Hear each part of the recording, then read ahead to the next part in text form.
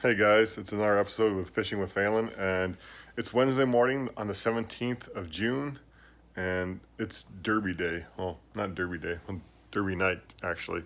So I'm actually doing this video before I go to work, and just kind of talking about a little bit of our game plan. We're fishing Green Lake, which is up by Forest Lake, Chisago area.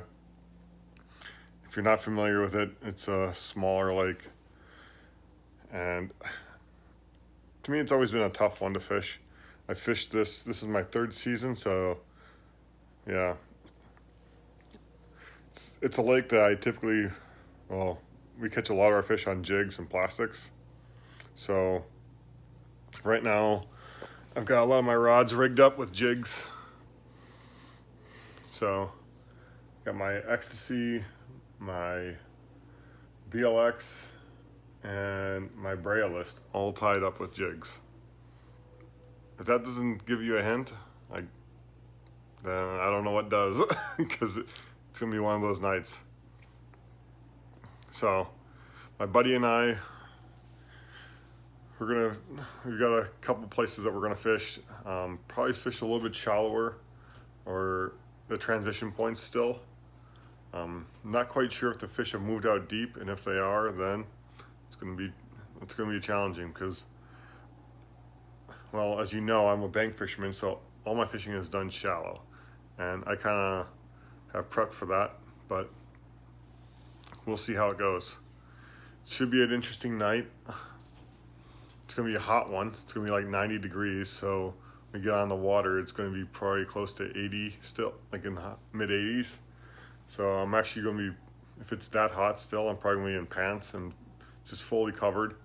I don't need any more sunburn than I already have. Yeah, I could just organize my tackle bag right here. So I've got some bigger swim baits, some mag drafts, and some big Kitex, frogs, GoPro, craws. And I got some swim jig trailers and swim baits and Zakos for chatterbaits, because everyone loves a good chatterbait. And this is kind of like my small moving bait box.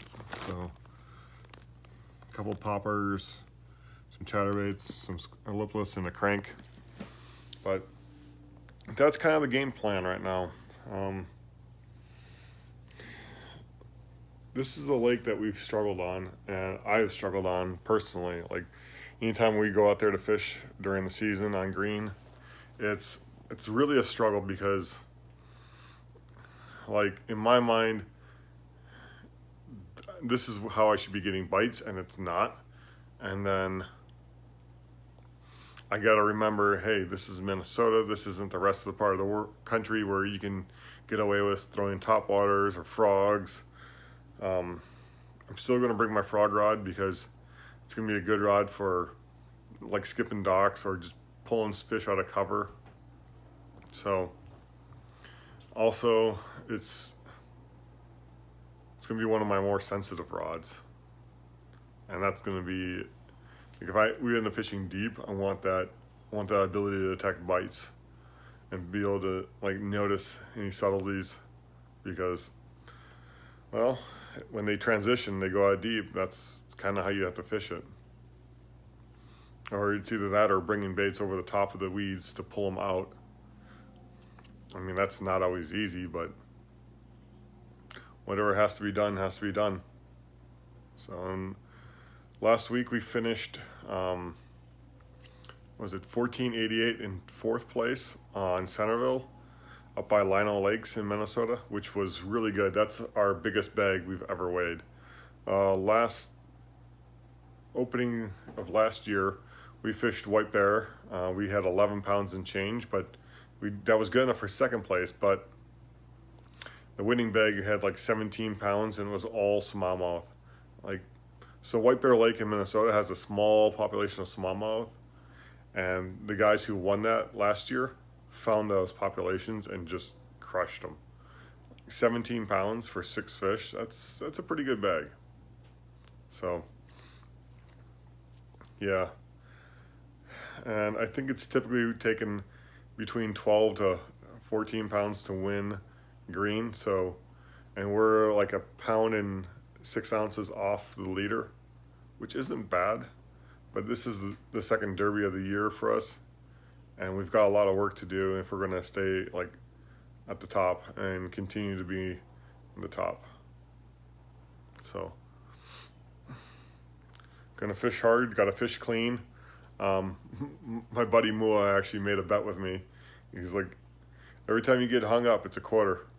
And if I actually go through with that bet, it's going to be a very expensive proposition for me because when I'm out fishing by myself, I'm usually decent at not getting hung up, like casting into trees or just doing stupid stuff like that. So it's going to be a lot of focusing on, hey, this is where I've got to throw, and this is my target point. So yeah, I'm kind of looking at gear right now and seeing if there's something I can do differently, because I'm always in the back of the boat, and sometimes the longer rods aren't conducive to being back there. But what do you do? I mean, it's tough. And so I'm back there by the power poles and the motor. But I've got to be able to figure out a way to maneuver my baits in and under docks or in target locations quickly and accurately. And that's kind of why I've started doing this, is to actually learn and look at my videos and see what I need to do differently, and watch and kind of grow as an angler. I mean, if you don't do it because you're creating a YouTube channel, that's fine. You do it for yourself. But this is something that I think is a good insight as a person and as, like I said, as an angler, to look at where we can grow and what we can do better. Because we're always pushing ourselves and challenging ourselves to be better, to fish cleaner, to not make the mistakes that we did last year or the last time we were out. So I was actually talking with an old coworker of mine. He's actually my friend, and we're fishing against him in this league. And he kind of, was it Sunday I was over there at Joe's Sporting Goods in Little Canada area. And he's like, dude, you're a better angler than you think, but you gotta you're just missing pieces of the puzzle to break down lakes and figure out why the fish are biting at in these places in this time. So it was really encouraging to hear that, but it's all part of that growth that you're looking for as an angler and as a person, because that just kind of completes you and helps you, like, just helps you grow, man. And growth is something that we all should be striving for.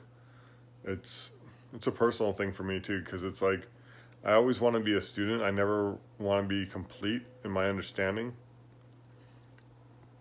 And I know that sounds kind of oxymoron, like an oxymoron, but I mean, there's some things that we always need to be learning. We always need to be striving to learn too. I mean, at work, I'm constantly learning, because the people who've been there longer than I have, they have a deeper understanding of the system and how we do things. It's just like my faith. Like, as a young Christian, I spent a lot of hours under the tutelage of some good men in my church in Duluth, Minnesota, where I am from. And even now, like I am under the tutelage of good fishermen, good mentors in my Christian faith, and just good mentors in my workplace too, actually. So that's it for this Wednesday morning derby video. I don't know what I'm going to call this yet. But thanks for watching, and hopefully I can get these videos rolling and I can actually start showing you guys content from what we're fishing and stuff that I'm out there fun fishing too. All right, talk to you later. Bye.